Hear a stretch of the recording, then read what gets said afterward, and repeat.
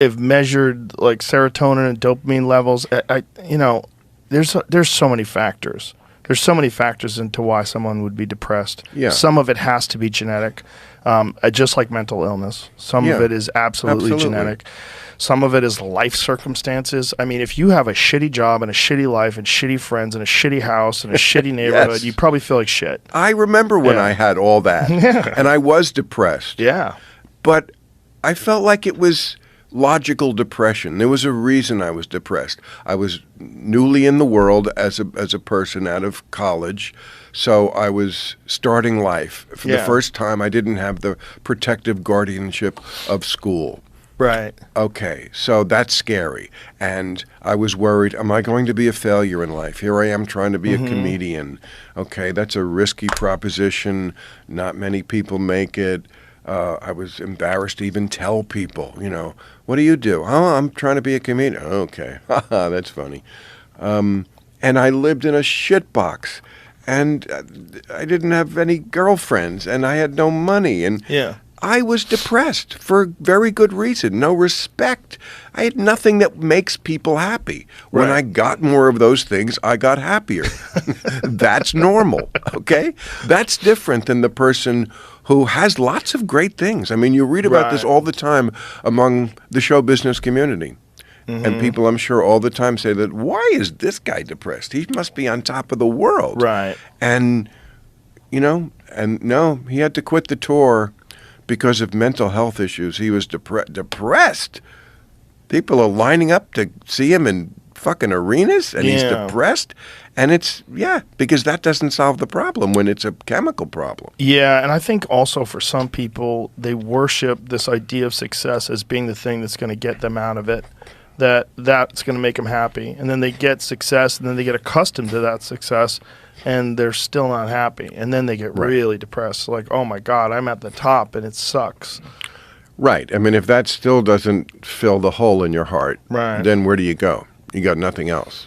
Yeah, I always wonder. I mean, I think these things vary very widely. And I always wonder, like, what is their life like? What are their friends like? What's their family like? What do they do for activities? What are they eating? Are they sleeping well? Like, are they doing anything to mitigate it, to put themselves on a path, that gives them some sort of a feeling of accomplishment in life, a feeling of like, and I don't mean accomplishment in terms of like material possessions, but like you're doing something. You're getting something done. A reason to get up in the morning. Yeah, something that you really enjoy and gives you joy and it gives you happiness and satisfaction.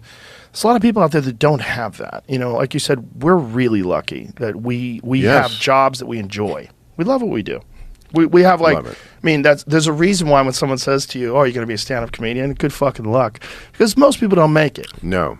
They don't. Most. I mean, do you remember the people you did open mic with? How many of them are still around? I remember everybody I was in the clubs with. It was hundreds of guys. Yeah. Mostly guys, some women. But, I mean, back in 1980, and yes, you could name them all. Or, like I always like to point out to people when they get into these discussions about the strike and show business and what kind of business this is and is it different than other businesses.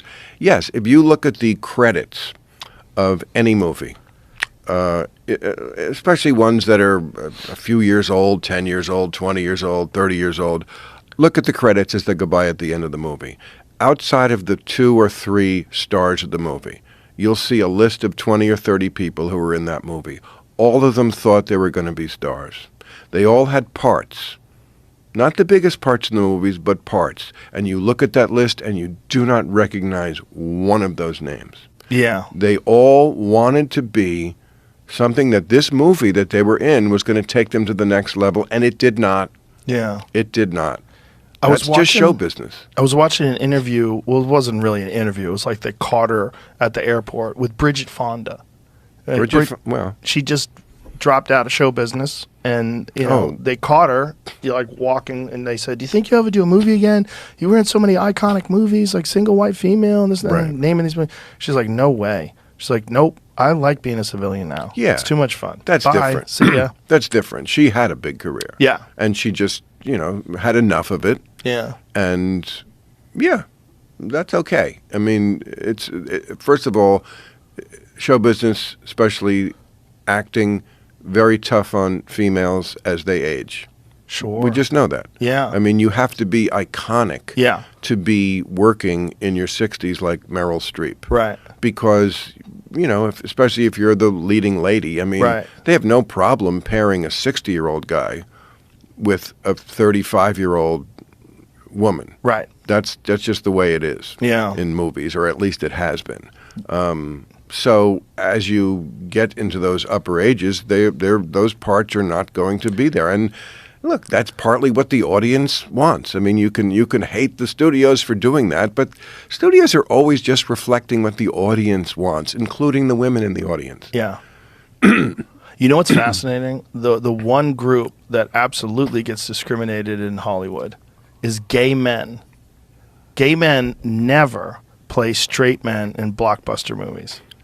Openly gay men are never like the romantic interest in a blockbuster movie. You can have an openly gay woman and no one cares. Like who? Oh, you could have one. I don't think it would be a problem. Well, name somebody. Like, who's an openly gay woman? Who is one? Well, Kristen Stewart is now an openly gay woman. Oh, she is? Kristen Stewart? I didn't know she was. The girl from Twilight? Yeah. I didn't know she was openly gay. I mean, Hello? I'm out of the loop. No, but she used to date that other guy. She used to date Robert Pattinson. I didn't know that she was gay now. That was 10 years ago.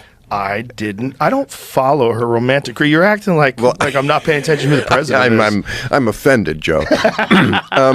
No, I mean, she's very. I mean, first of all, she just definitely is. I mean, you see pictures of her. You could tell that she's walking that side of the street now. She openly announced it on Saturday Night Live. I don't watch that show. Yeah, I don't either. But I know she did, and of course, it was met with thunderous applause, which should tell you something about the hypocrisy of how brave it is to come out. Well, if she wanted to play a leading woman, nobody would have a problem with that. No, but I just parenthetically, brave, by the way, is when you say something and people boo. Or they want to kill you. Yes. Right. Julian Assange is brave. Right. When people cheer raucously, that's somewhat less than brave. Yeah. So, I mean, I guess it does take some courage to come out. But, you know, as I always say, let's live in the year we're living in. And in the year we're living in, it's like sometimes it's preferable to come out as gay. Yeah. It's rewarded in some circles. I have friends who unfortunately are in the closet who can't come out because of their family. They're worried about the impact of their family. Like, grew up in the Midwest, you know, religious family, and you know, it eats them alive. They're usually drunk all the time. Like those guys get. Right. It's really rough.